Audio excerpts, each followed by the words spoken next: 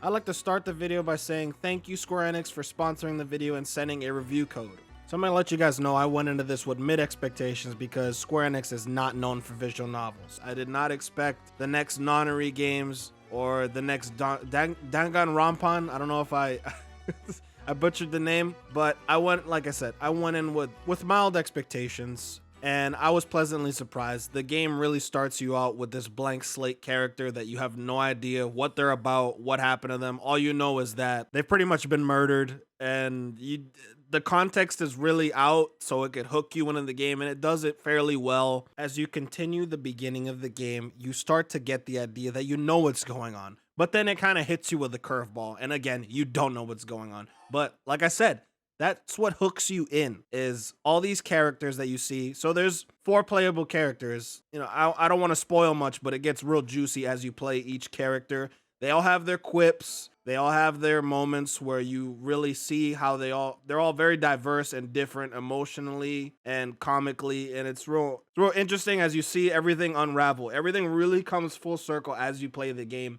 But the thing is, you really got to think outside the box with this game. There's literally a part where you have to turn down your volume just to progress. I'm not going to say which volume, but there's a specific volume you should turn down. So remember that once you play the game. Like I said, all the characters have different personalities, which I really like. The only thing I feel as though would have elevated that is maybe some voice acting. Visual novels really aren't known for that. It would have been really cool if Square Enix put some, they sprinkled a little bit of voice acting for the characters. But other than that, I like that part. The music's really good. It sets a nice tone and atmosphere.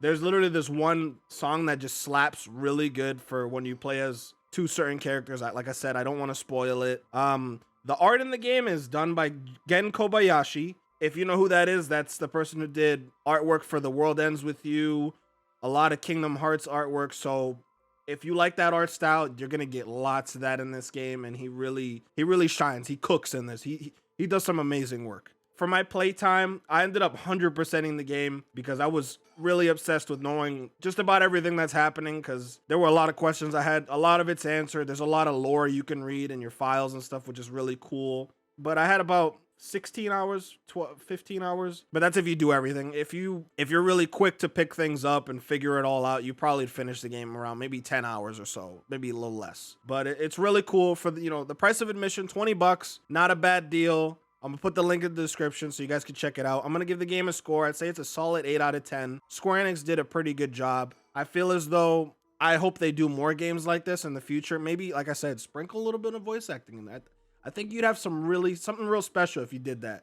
And definitely bring back Gen Kobayashi. His artwork is beautiful, and he always does an amazing job making characters pop and just stick out really well.